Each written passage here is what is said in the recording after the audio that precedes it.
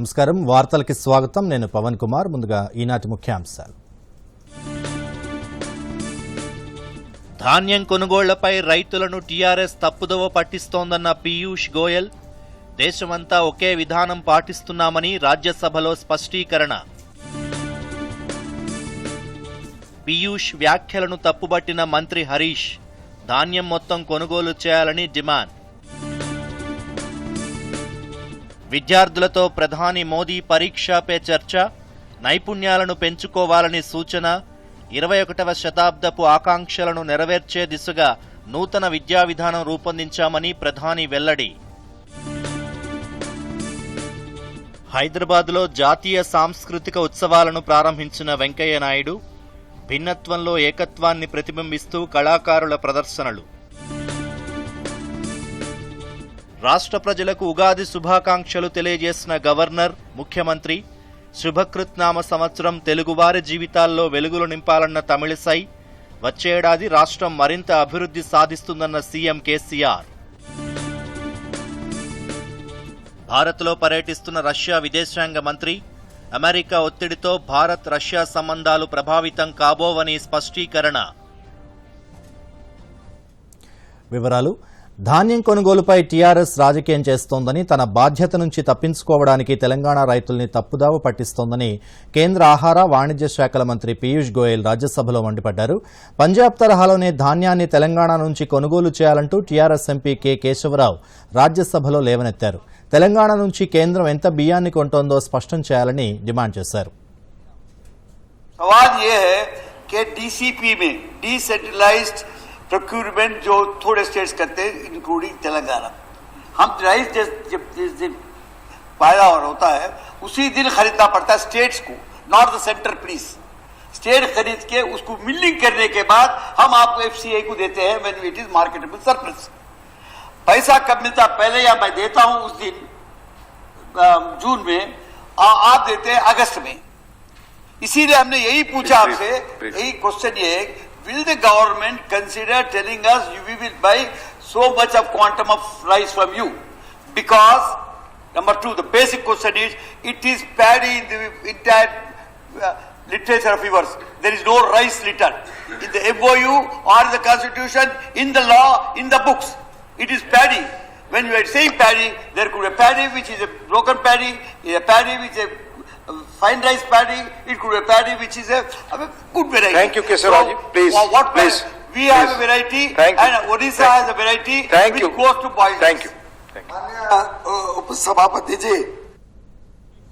కేంద్ర మంత్రి పీయూష్ గోయల్ సమాధానమిస్తూ పారాబాయిల్డ్ ధాన్యాన్ని ఎఫ్సీఐకు సరఫరా చేయబోమని తెలంగాణ ప్రభుత్వం లిఖితపూర్వకంగా ఒప్పందం చేసుకుందని గుర్తు చేశారు. దేశం మొత్తం ఒకే పాలసీతో వెళుతున్నట్లు స్పష్టం చేశారు. కొన్నేళ్లుగా రాష్ట్రాల నుంచి ధాన్యాన్ని మాత్రమే తీసుకుంటోందని చెప్పారు. వడ్లు కొని వాటిని ధాన్యంగా మార్చి రాష్ట్రాలు ఎఫ్సీఐకు అందజేస్తాయన్నారు. టీఆర్ఎస్ కావాలనే కేంద్రంపై నెపం నెడుతోందన్నారు. తెలంగాణ నుంచి మొత్తం ముడి ధాన్యాన్ని ఎఫ్సీఐ సేకరిస్తుందని మరోసారి గోయల్ స్పష్టం చేశారు. वर्षों वर्षों से खरीदती आई है. फिर इनके मुख्यमंत्री ने पत्र लिखा पंजाब की तरह खरीदिए. मैंने कहा एकदम पंजाब की तरह खरीदते हैं. पंजाब में जो राइस आती है वो एमओयू के तहत जो राइस देश भर में बिक सकती है, देश भर में वितरण हो सकती है, वो आती है. ये बार बार ये गुमराह करने की जो कोशिश की जा रही है, खास तौर पे हमारे कुछ सांसदों द्वारा, कुछ राज्य सरकारों द्वारा, ये एकदम बेबुनियाद है, ये गलत है, सत्य से परे है. तेलंगाना में सभी जो राइस बनती है उसको रॉ राइस बनती है उसको खरीदेगी सरकार. ये राज्य में किसानों को जो गुमराह किया जा रहा है ये बिल्कुल बेबुनियाद है. मैं समझता हूँ जरूरी है राज्य सरकार इस पे कठोर कार्रवाई ले. राज्य सरकार अपने किसानों की चिंता करे और राज्य सरकार अच्छी तरीके से प्लीज आपस में बात करें. ధాన్యం కొనుగోలు అంశంపై కేంద్ర మంత్రి పీయూష్ గోయల్ వ్యాఖ్యలను మంత్రి హరీష్ రావు ఖండించారు. తెలంగాణ భవన్లో ఆయన మీడియాతో మాట్లాడుతూ రైతులను మోసం చేస్తోంది కేంద్రమేనని ఆరోపించారు. పంజాబ్ తరహాలో తెలంగాణలో పండిన ప్రతి గింజను కొనాల్సిందేనని ఆయన డిమాండ్ చేశారు. దేశానికి అవసరమయ్యే విత్తనాల్లో 60% తెలంగాణనే అందిస్తోందని పేర్కొన్నారు. బాయిల్డ్ రైస్ ఇస్తామంటే రా రైస్ మాత్రమే ఇవ్వాలని మెలిక పెట్టడం ఏంటని ప్రశ్నించారు. తెలంగాణ రైతుల ప్రయోజనాలను కేంద్రం పట్టించుకోవడం లేదని హరీష్ విమర్శించారు. ना समझने वाले नहीं होते, आप ना समझने वाले हैं। आप कभी खेती करे तो आप एक किसान के घर में फायदा हुआ तो आपको मालूम होता था। आप ना समझने वाले हैं पीयूष गोयल साहब। हमारा सीएम केसीआर साहब ने देश में कहीं पर भी नहीं दे रहे, किसानों को 24 घंटे फ्री करंट दे रहे। हम किसानों को 10,000 रुपया इन्वेस्टमेंट के लिए रैतु बंधु में हर साल हम देते जा रहे हैं। यह देश में कहीं नहीं हुआ। 3.5 साल में कालेश्वरम प्रोजेक्ट बना के किसानों को फ्री में नया बिना एक पैसा लेते हुए किसानों को हम पानी दे रहे हैं। ऐसा काम देश में किसानों को कोई सरकार नहीं कर रहे। पीयूष गोयल साहब, आप ना समझने वाले हैं। आप तेलंगाना में क्या काम हो रहे कभी देखे भी नहीं। आओ एक बार आके तेलंगाना के किसानों से मिलो। तेलंगाना सरकार केसीआर साहब ने किसानों के लिए क्या करे आपको मालूम होते हैं। आप ऑडिटर हो सकते, पैसे कमाना आपको मालूम हो सकते, लेकिन हमारा को किसानों को बचाना मालूम होते हैं। हमारा एक मूवमेंट पार्टी है। जब तेलंगाना आने से पहले यहां हजारों किसान सुसाइड करते थे। आज किसान बहुत अच्छा खुशी में हमारा तेलंगाना किसान है, लेकिन आप अभी हमारा किसानों को परेशान कर रहे। आप तेलंगाना किसानों का समस्या आप ना समझ रहे हैं। अगर से आप समझे तो यह समस्या है ही नहीं, तुम ना समझने वाले हैं। ऊपर से तेलंगाना लीडरों को, तेलंगाना किसानों को, तेलंगाना सरकार को, तेलंगाना जनता को आप ना समझने वाले बोल के कैसा बोलते। आप बेशर्त माफी मांगना बोल के मैं डिमांड कर रहा हूं। విద్యార్థులు తమ కలలను సాకారం చేసుకునేందుకు అవకాశాలు కల్పించాలని ప్రధానమంత్రి నరేంద్ర మోదీ తల్లిదండ్రులు ఉపాధ్యాయులకు సూచించారు. తమ భవిష్యత్తును తామే తీర్చిదిద్దుకునేలా విద్యార్థులను ప్రోత్సహించాలని ఉద్బోధించారు. ఢిల్లీలోని తల్కటోరా స్టేడియంలో జరిగిన పరీక్షా పే చర్చ కార్యక్రమంలో ప్రధానమంత్రి పాల్గొని పరీక్షలకు సంబంధించి విద్యార్థులకు పలు సూచనలు చేశారు. విద్యార్థుల ప్రశ్నలకు సమాధానమిస్తూ వారిని ఉత్తేజపరిచారు. వివరాలు. దేశం యావత్ ఎంతో ఆసక్తిగా ఎదురుచూసిన పరీక్షా పే చర్చ కార్యక్రమంలో విద్యార్థులు పెద్ద సంఖ్యలో పాల్గొన్నారు. ఢిల్లీ, యూపీ, హర్యానా రాష్ట్రాలకు చెందిన విద్యార్థులు తల్కటోరా స్టేడియంలో ప్రత్యక్షంగా ఈ కార్యక్రమంలో పాల్గొనగా దేశవ్యాప్తంగా లక్షలాది మంది విద్యార్థులు టెలివిజన్ ద్వారా వీక్షించారు. ఈ సందర్భంగా ప్రధానమంత్రి మాట్లాడుతూ 21వ శతాబ్దపు ఆకాంక్షలను నెరవేర్చే రీతిలో నూతన జాతీయ విద్యా విధానం ఎన్ఈపీని రూపొందించామని చెప్పారు. నేటి విద్యార్థులను బంగారు భవిష్యత్తు వైపు ఎన్ఈపీ నడిపిస్తుందని అన్నారు. एक छोटा सा विषय, पहले हमारे यहाँ खेलकूद एक एक्स्ट्रा एक्टिविटी माना जाता था। 5वीं, 6वीं, 7वीं में पढ़े होंगे, उनको पता होगा। अब इस नेशनल एजुकेशन पॉलिसी में वो शिक्षा का हिस्सा बना दिया गया है।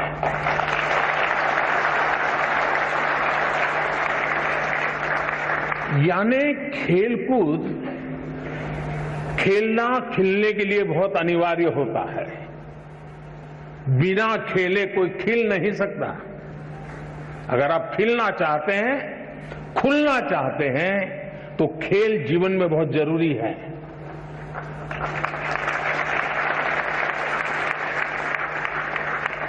ప్రతి విద్యార్థిలో ఏదో ఒక ప్రతిభ ఉంటుందని ప్రధాని పేర్కొన్నారు. నేటి పోటీ ప్రపంచం అవసరాలకు అనుగుణంగా విద్యార్థులు నైపుణ్యాల్ని పెంచుకోవాలని ప్రధాని సూచించారు. పరీక్షలనేవి జీవితంలో అంతర్భాగమని పేర్కొంటూ అభివృద్ధి ప్రయాణంలో వాటిని ఒక మైలురాయిలా పరిగణించాలని ప్రధాని విద్యార్థులకు సూచించారు. अपने बच्चों पर बोझ बढ़ जाए, इससे बचने का प्रयास करें। और हर बच्चे के पास एक स्ट्रेंथ होती है। हर माँ बाप को स्वीकारना होगा कि आपके तराजू में वो फिट हो या ना हो, लेकिन परमात्मा ने उसको किसी न किसी विशेष ताकत के साथ भेजा है। ये आपकी कमी है कि आप उसके सपनों को समझ नहीं पा रहे हो। देखिए दोस्तों, कंपटीशन को हम जीवन की सबसे बड़ी सौगात मानना चाहिए। अगर कंपटीशन नहीं है तो जिंदगी किस चीज की जी? जिंदगी को कंपटीशन हमने निमंत्रण देना चाहिए. విద్యార్థుల్లో ఉన్న సామర్థ్యం, అభిరుచులను గుర్తించడంలో కొన్నిసార్లు తల్లిదండ్రులు విఫలమవుతారని ప్రధాని పేర్కొన్నారు. తాము సాధించలేకపోయిన వాటిని పిల్లలపై బలవంతంగా రుద్దకూడదని ప్రధానమంత్రి నరేంద్ర మోదీ తల్లిదండ్రులకు హితవు పలికారు. విద్యార్థులే తమకు ఆసక్తి ఉన్న అంశాలను తామే స్వయంగా గుర్తించి వాటిలో రాణించేందుకు కృషి చేయాలని ప్రధాని సూచించారు. आज हम देखते हैं कि कभी कभार माँ बाप की इच्छा के कारण, रिसोर्सेज के कारण, नजदीक में व्यवस्था के कारण हम अपनी इच्छा की शिक्षा के लिए आगे नहीं बढ़ पाते हैं और सब प्रेशर के कारण और प्रतिष्ठा के कारण एक ढर्रे पे चले गए. हाँ, नहीं डॉक्टर बनना है, लेकिन हमारा जो इंस्टिंक्ट है कुछ और है. मुझे वाइल्ड लाइफ में इंटरेस्ट है, मुझे पेंटिंग में इंटरेस्ट है, मुझे टेक्नोलॉजी में इंटरेस्ट है, मुझे साइंस में इंटरेस्ट है, मुझे रिसर्च में इंटरेस्ट. कारणों से मेडिकल में तो चला गया. पहले तो गए हैं तो फिर इस पाइपलाइन में यहाँ घुसे आप तो आपको वहां ही निकलना पड़ेगा दूसरे छोर पर. కార్యక్రమంలో భాగంగా విద్యార్థులు అడిగిన పలు ప్రశ్నలకు ప్రధానమంత్రి సమాధానమిచ్చారు.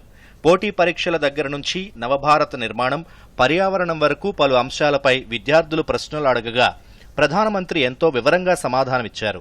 ప్రశ్నలు అడిగిన విద్యార్థుల్లో తెలుగు రాష్ట్రాలకు చెందిన వారు కూడా ఉన్నారు. Bureau report, Doordarshan news. ఆత్మవిశ్వాసంతో పరీక్షలను ఎదుర్కోవాలని రాష్ట్ర గవర్నర్ డాక్టర్ తమిళిసై సౌందరరాజన్ విద్యార్థులకు ఉద్బోధించారు. ప్రధాని నరేంద్ర మోదీ ఢిల్లీలో నిర్వహించిన పరీక్షా పే చర్చ కార్యక్రమాన్ని సుమారు 120 మంది విద్యార్థులతో కలిసి గవర్నర్ రాజ్భవన్లోని దర్బార్ హాల్లో వీక్షించారు. రాజ్భవన్ ప్రభుత్వ పాఠశాలకు చెందిన విద్యార్థులు, రంగారెడ్డి జిల్లా నల్లగండ్ల జవహర్ నవోదయ విద్యాలయ విద్యార్థులు ఇందులో పాల్గొన్నారు. అనంతరం గవర్నర్ మాట్లాడుతూ ఏదైనా సాధించగలమన్న నమ్మకంతో శ్రమించాలని, అప్పుడే మంచి ఫలితాలు సాధించగలమని అన్నారు. ప్రధాని స్ఫూర్తివంతమైన ప్రసంగం విద్యార్థుల్లో ఆత్మవిశ్వాసాన్ని కలిగిస్తుందని గవర్నర్ పేర్కొన్నారు. ప్రధాని పిలుపు మేరకు పర్యావరణానికి ఆటంకం కలిగించకుండా మొక్కలు నాటాలని గవర్నర్ సూచించారు.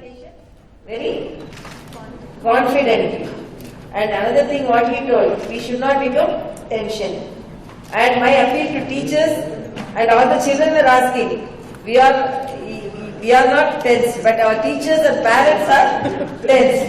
So then he told, we teachers and parents should be relaxed, children, and then one of the child asked how to remember all those things, because sometimes we are forgetting what we are learning. Then what he told, we have to concentrate on that and put your mind in that.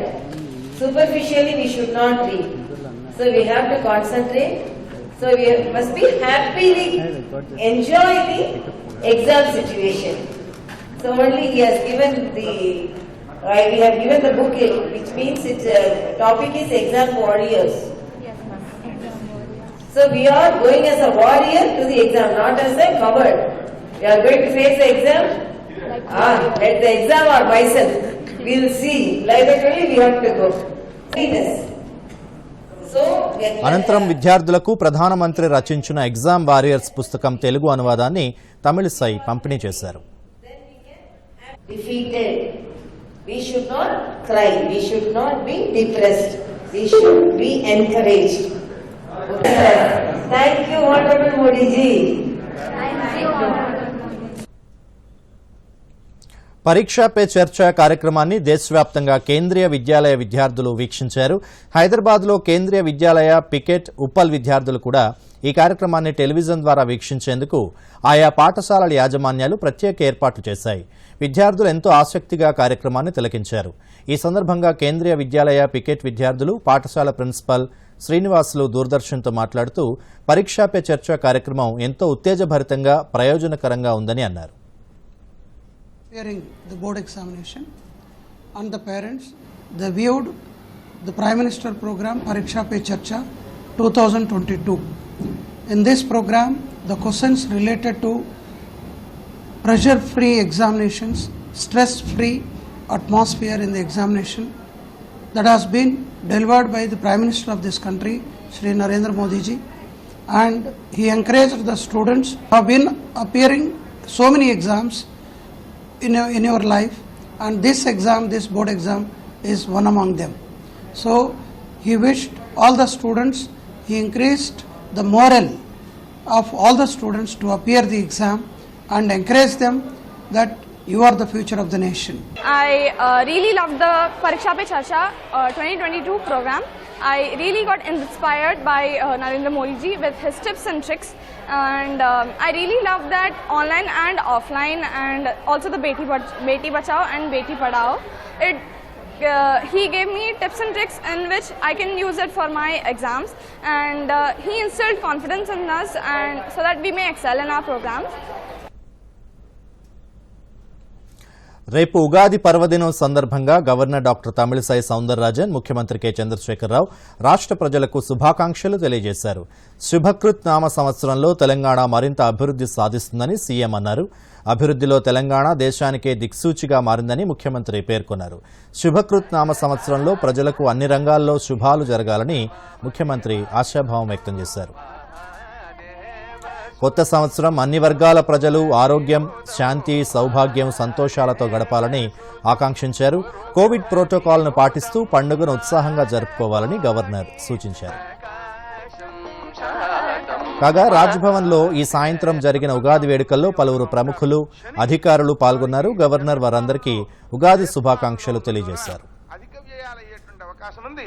ఆ అధిక వ్యయాలను నియంత్రించడం కోసం ఎక్కువ మేలు పొందుతారు. అదేవిధంగా గురుడు వ్యయస్థానంలోనూ తర్వాత జన్మస్థానంలోనూ సంచరిస్తున్నందువలన దాన ధర్మాదులకు వినియోగించి పుణ్యాన్ని పెంపొందించుకోగలుగుతారు. కలవు దానం కలవు దానం కలవు దానం విశిష్యతే. కాబట్టి హైదరాబాద్లోని ఎన్టీఆర్ స్టేడియంలో జాతీయ సాంస్కృతిక ఉత్సవాలు ఘనంగా మొదలయ్యాయి. కేంద్ర సాంస్కృతిక పర్యాటక శాఖ ఆధ్వర్యంలో ఎల్లుండి వరకు జరిగే ఉత్సవాలను ఉపరాష్ట్రపతి ఎం వెంకయ్యనాయుడు ప్రారంభించారు. హర్యానా గవర్నర్ బండారు దత్తాత్రేయ, కేంద్ర మంత్రి కిషన్ రెడ్డి ఈ కార్యక్రమంలో పాల్గొన్నారు. ఫోటో ఎగ్జిబిషన్ను ప్రారంభించి వివిధ రాష్ట్రాలు నెలకొల్పిన స్టాల్స్ను ఉపరాష్ట్రపతి తిలకించారు. దేశంలో భిన్నత్వంలో ఏకత్వాన్ని ప్రతిబింబిస్తూ పలు ప్రదర్శనలు నిర్వహిస్తున్నారు. వివిధ రాష్ట్రాల నుంచి 1000 మందికి పైగా కళాకారులు ఈ వేడుకల్లో పాల్గొంటున్నారు. ఆజాదీ కా మహోత్సవ్లో భాగంగా దేశవ్యాప్తంగా జాతీయ సాంస్కృతిక ఉత్సవాలు నిర్వహిస్తున్నారు. మార్చి 29, 30 తేదీల్లో 2 రోజుల పాటు వరంగల్లో ఈ వేడుకలు జరిగాయి. ఈ సందర్భంగా ఉపరాష్ట్రపతి మాట్లాడుతూ తెలుగు ప్రజలకు ఉగాది శుభాకాంక్షలు తెలిపారు. భిన్న సంస్కృతులు, భిన్న భాషలు భారతదేశాన్ని ఏకం చేశాయన్నారు. దేశ సంస్కృతులు, సంప్రదాయాన్ని చాటి చెప్పడమే జాతీయ సాంస్కృతిక ఉత్సవాల ముఖ్య ఉద్దేశమన్నారు. భావితరాలకు భారతీయత గొప్ప సంస్కృతి అందించాలన్నారు.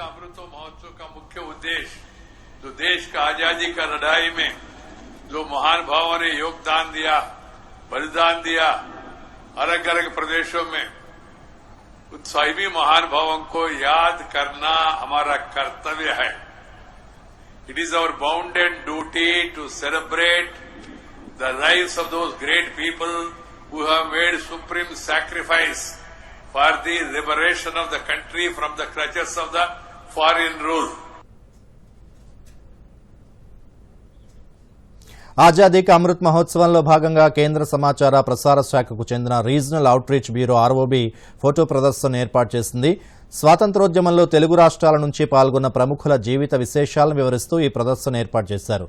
ఏక్ భారత్ శ్రేష్ఠ భారత్ వంటి ఇతివృత్తాలను కూడా ఇందులో ప్రదర్శించారు. అంతకుముందు గవర్నర్ కిషన్ రెడ్డి ఫోటో ప్రదర్శనను తిలకించారు. దళిత బంధు పథకం కింద సంగారెడ్డి జిల్లా పటాన్చెరులో లబ్దిదారులకు 100 యూనిట్లను మంత్రి హరీష్ రావు పంపిణీ చేశారు. శాసనమండలి మాజీ చైర్మన్ భూపాల్ రెడ్డి, పటాన్చెరు ఎమ్మెల్యే మహిపాల్ రెడ్డి, అధికారులు ఈ కార్యక్రమంలో పాల్గొన్నారు. ఈ సందర్భంగా హరీష్ రావు మాట్లాడుతూ దళిత బంధు కోసం బడ్జెట్లో 17,000 కోట్ల రూపాయలు కేటాయించామన్నారు. ఈ పథకం ఒక సామాజిక ఉద్యమం అని పేర్కొన్నారు. దళిత బంధు పంపిణీలో సంగారెడ్డి జిల్లా ముందంజలో ఉన్నందుకు మంత్రి కలెక్టర్ హనుమంతరావును అభినందించారు. ముఖ్యమంత్రి గారు బీసీలకు కూడా కళ్యాణ లక్ష్మి ఇచ్చిండు, ఓసీలకు కూడా పేదలకు కళ్యాణ లక్ష్మి ఇచ్చిండు. కొద్దిగా చేయి తిరిగిన తర్వాత దాన్ని 75,000 చేసిండు, 1,116 చేసిండు. ఇవాళ రాష్ట్రంలో ఏ పేదింటి ఆడపిల్ల పెళ్లి జరిగినా 1,116 రూపాయలు ఇచ్చే కార్యక్రమం అన్ని వర్గాలకు కూడా దొరుకుతున్నది. ఇవాళ దళిత బంధు ఎస్సీలతో ప్రారంభమైంది. రేపు ఇది కొంచెం వీళ్ళు, ఎందుకంటే అందరికంటే పేదవాళ్ళు దళితులు, అంటరానితనాన్ని ఎదుర్కొంటున్న వాళ్ళు దళితులు. అందుకే ముందు వాళ్ళతో ముఖ్యమంత్రి గారు స్టార్ట్ చేసింది. మిగతా వాళ్ళం మనం బాధపడద్దు. ఎందుకు పడద్దు? ఇవాళ రైతు బంధు కింద లాభమైంది, నీళ్లు కాళేశ్వరం నీళ్లు వస్తే లాభమైతున్నది, ఏదో ఇంకో స్కీమ్ లో లాభం అవుతున్నది. ఇవాళ మా నాయి బ్రాహ్మణులు ఉంటే వాళ్ళకు ఉచిత కరెంట్ ఇచ్చింది, రజకులు ఉంటే వాళ్ళకు ఉచిత కరెంట్ ఇచ్చింది, ఒక్కొక్కరికి ఒక కార్యక్రమం, గొల్ల కుర్మలకు గొర్రెలు ఇచ్చే కార్యక్రమం చేసింది. ఇంకా రాబోయే రోజుల్లో అందరికంటే పేదవాళ్ళైన దళితులతో ప్రారంభమైంది. రాబోయే రోజుల్లో అన్ని వర్గాలకు కూడా మన ముఖ్యమంత్రి గారు సాయం చేస్తారు.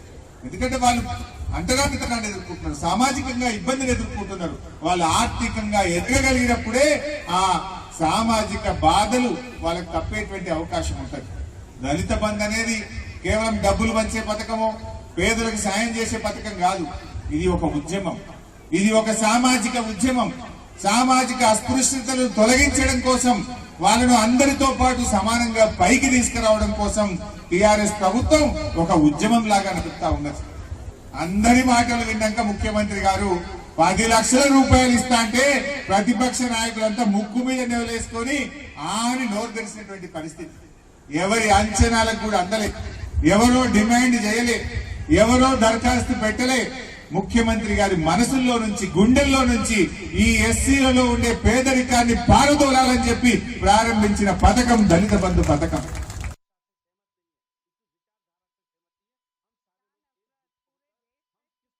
పునరావృతం కాకుండా చర్యలు తీసుకుంటామని మంత్రి ఎర్రబెల్లి దయాకర్రావు చెప్పారు. ఎంజీఎం ఆసుపత్రిని మంత్రి సందర్శించి దాడిలో గాయపడిన బాధితుడిని పరామర్శించారు. ఈ సందర్భంగా మంత్రి మాట్లాడుతూ పారిశుధ్య లోపం వల్లే ఇలాంటి ఘటన జరిగిందన్నారు. శానిటేషన్ కాంట్రాక్టర్ను బ్లాక్ లిస్టులో పెడతామని, ఘటనపై పూర్తిస్థాయి విచారణ జరపాల్సిందిగా అధికారులను ఆదేశించామని చెప్పారు. ఎలుకల దాడిలో గాయపడిన శ్రీనివాస్కు మెరుగైన వైద్యం కోసం హైదరాబాద్కు తరలించినట్లు ఎర్రబెల్లి తెలిపారు. సమస్యలు, షుగర్, బీపీ అన్ని సమస్యలు ఉన్నాయి. పేషెంట్ కూడా సీరియస్ అయింది. అయినా కూడా ఎంజిఎంలో మేము సేవలు అందించాం.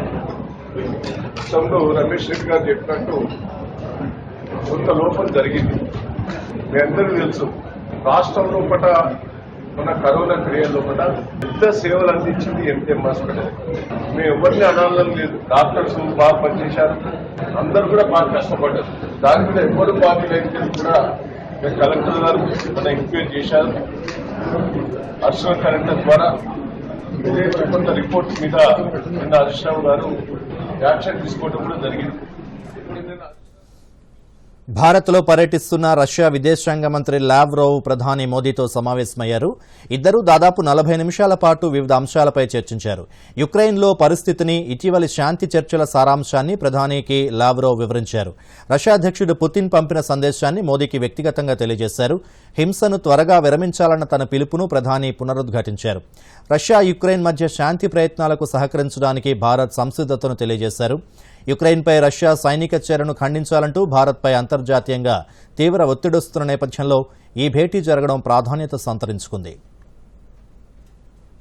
అంతకుముందు 2 రోజుల చైనా పర్యటన ముగించుకుని భారత్ వచ్చిన లావ్రోవ్ భారత విదేశాంగ మంత్రి జైశంకర్తో కూడా భేటీ అయ్యారు. భారత్, రష్యాల మధ్య ఆర్థిక, వాణిజ్య సంబంధాలను, తాజా పరిణామాల ప్రభావాన్ని, పరస్పరం అభిప్రాయాలను మార్చుకున్నారు. యుక్రెయిన్ అంశంలో భారత్ తటస్థ వైఖరిని సెర్గీ లావ్రోవ్ ప్రశంసించారు. చర్చల అనంతరం లావ్రోవ్ విలేకరుల సమావేశంలో మాట్లాడుతూ భారత్, రష్యా సంబంధాలపై అమెరికా ప్రభావం ఉండబోదని స్పష్టం చేశారు. ప్రస్తుత సంక్షోభాన్ని పరిష్కరించేందుకు మధ్యవర్తి పాత్రను భారత్ పోషించవచ్చని లావ్రోవ్ తెలిపారు. రష్యాకు భారత్ ముఖ్యమైన భాగస్వామ్య దేశమని పేర్కొన్నారు. భారత్కు అవసరమైన వస్తువులను సరఫరా చేయడానికి రష్యా సిద్ధంగా ఉందని లావ్రోవ్ వెల్లడించారు. ప్రధానమంత్రి నరేంద్ర మోదీ ఆహ్వానంపై నేపాల్ ప్రధానమంత్రి షేర్ బహదూర్ దెవుబా 3 రోజుల పర్యటనకై ఢిల్లీ చేరుకున్నారు. నేపాల్ ప్రధానమంత్రి పర్యటనలో ఉన్నత స్థాయి ప్రతినిధుల బృందం కూడా పాల్గొంటోంది.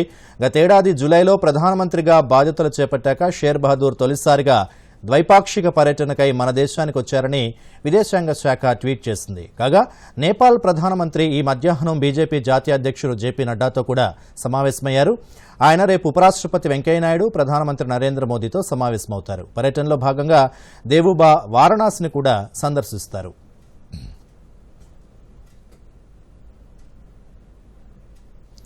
దర్యాప్తు సంస్థలు ప్రచార ఆర్భాటాలకు దూరంగా తమ పని తాము చేసుకుంటూ పోతున్నాయని సుప్రీంకోర్టు ప్రధాన న్యాయమూర్తి ఎన్వి రమణ కితాబిచ్చారు. ఢిల్లీలోని విజ్ఞాన్ భవన్లో ప్రజాస్వామ్యం, దర్యాప్తు సంస్థల పాత్ర, బాధ్యత అంశంపై ఆయన మాట్లాడారు. సీబీఐ ఇటీవల కాలంలో ఎన్నో కేసులను సమర్థవంతంగా ఛేదించిందన్నారు.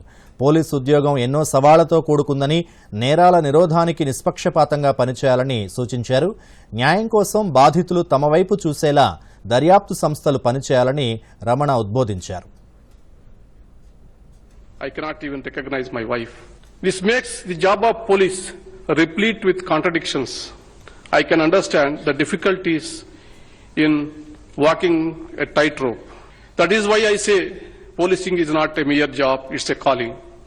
In 1789, noted philosopher Jeremy Bentham said that the police aids in keeping peace while the justice system punishes disorder. In 1797, Patrick Calhoun, widely regarded as the pioneer of police reforms in London, considered a watchful police aided by a correct system of restraints to be essential for society if the evil of crime is to be cured. కుల వృత్తులపై ఆధారపడిన వారు స్వయం సమృద్ధి సాధించే దిశగా ప్రభుత్వం చర్యలు తీసుకుంటోందని మంత్రి మల్లారెడ్డి అన్నారు. మేడ్చల్ మల్కాజ్గిరి జిల్లా షామీర్పేట మండల పరిధిలోని అలియాబాద్ గ్రామంలో ఏర్పాటు చేసిన గొర్రెల పంపిణీ కార్యక్రమానికి మంత్రి మల్లారెడ్డి ముఖ్య అతిథిగా వచ్చారు. లబ్ధిదారులకు గొర్రెలు పంపిణీ చేశారు. ఈ సందర్భంగా మల్లారెడ్డి మాట్లాడుతూ కుల వృత్తులను అభివృద్ధి చేస్తూ గ్రామాలు ఆర్థిక స్వావలంబన దిశగా పనిచేయాలని సంకల్పంతో ముఖ్యమంత్రి కేసీఆర్ రాష్ట్రంలో ఎన్నో సంక్షేమ పథకాలను ప్రవేశపెట్టారని అన్నారు. అందులో భాగంగా గొల్లలు, కురుమలకు గొర్రెల పంపిణీ కార్యక్రమం చేపట్టి 75% సబ్సిడీతో గొర్రెలను అందజేస్తున్నామని తెలియజేశారు. అంతేకాకుండా కుటుంబంలో 21 సంవత్సరాలు పైబడిన వారందరికీ కూడా ఈ కార్యక్రమాన్ని వర్తింపజేస్తున్నట్లు మంత్రి తెలియజేశారు. అందరూ కూడా అప్లై చేసుకున్నారు. వాళ్ళకి ఇప్పటిదాకా 3,862 మందికి పంపిణీ కార్యక్రమం కూడా జరుగుతుంది. ఇప్పుడు మిగతా వాళ్ళకు కూడా ఎవరైతే డీడీలు కట్టిరో వాళ్ళందరికీ కూడా బ్యాలెన్స్ ఉన్న వాళ్ళకు కూడా ఈ రోజు కానీ తర్వాత కానీ పంపిణీ కార్యక్రమం జరుగుతుంది. ఒక చరిత్ర తెలంగాణ వచ్చినాక మా సీఎం కేసీఆర్ గారు ఒక చరిత్ర కుర్మ యాదవులకు కానీ, బెస్తా గుజరాత్లకు కానీ, అదే మాదిరిగా దళితులకు కానీ దళిత బంధు తీసుకొచ్చిన ఘనత కూడా దేశంలో మా సీఎం కేసీఆర్ గారు. దానికి తోడు పరీక్షా పే చర్చ కార్యక్రమాన్ని దేశవ్యాప్తంగా కేంద్రీయ విద్యాలయ విద్యార్థులు వీక్షించారు. హైదరాబాద్లో కేంద్రీయ విద్యాలయ, పికెట్, ఉప్పల్ విద్యార్థులు కూడా ఈ కార్యక్రమాన్ని టెలివిజన్ ద్వారా వీక్షించారు. ఉప్పల్ కేంద్రీయ విద్యాలయంలో కార్యక్రమాన్ని వీక్షించేందుకు ఎల్సీడీ స్క్రీన్లను ఏర్పాటు చేశారు. సుమారు 3,000 మంది విద్యార్థులు, ఉపాధ్యాయులు కార్యక్రమాన్ని శ్రద్ధగా తిలకిస్తూ ప్రధాని ఇచ్చే సూచనలను ఆసక్తిగా విన్నారు. ఈ సందర్భంగా కేంద్రీయ విద్యాలయ ప్రధానోపాధ్యాయుడు శ్రీనివాసరాజు మాట్లాడుతూ పరీక్షలు అనగానే విద్యార్థులు, వారి తల్లిదండ్రులు ఆందోళన చెందుతున్నారని, వారి దృక్పథాన్ని మార్చేందుకు పరీక్షా పే చర్చలో ప్రధాని ఇచ్చే సలహాలు ఉపయోగపడతాయని అన్నారు.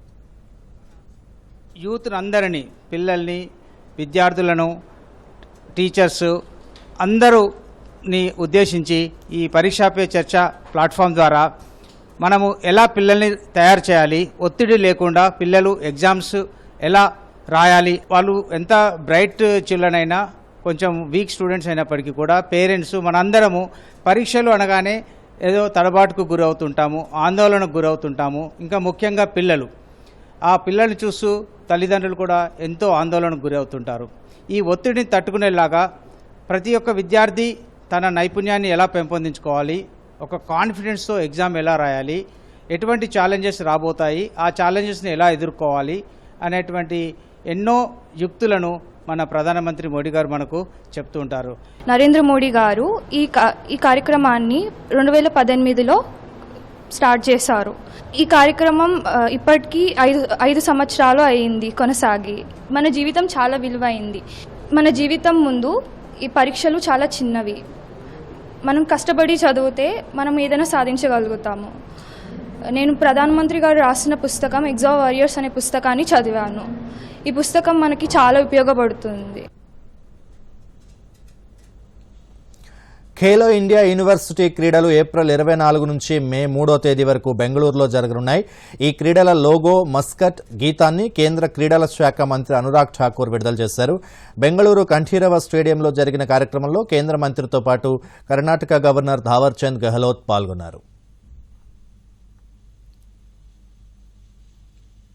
ఒడిశాలో జరిగిన తొలిదశ ఖేలో ఇండియా యూనివర్సిటీ క్రీడలు విజయవంతమయ్యాయని, అదేవిధంగా బెంగళూరులో జరిగే రెండో దశ గేమ్స్ కూడా విజయవంతం కావాలని కేంద్ర మంత్రి ఆకాంక్షించారు.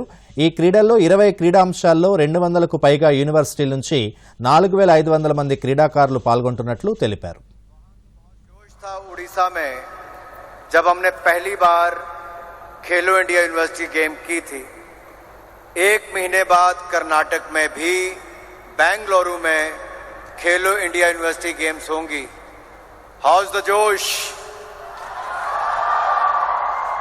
बेंगलुरु हाउस द जोश.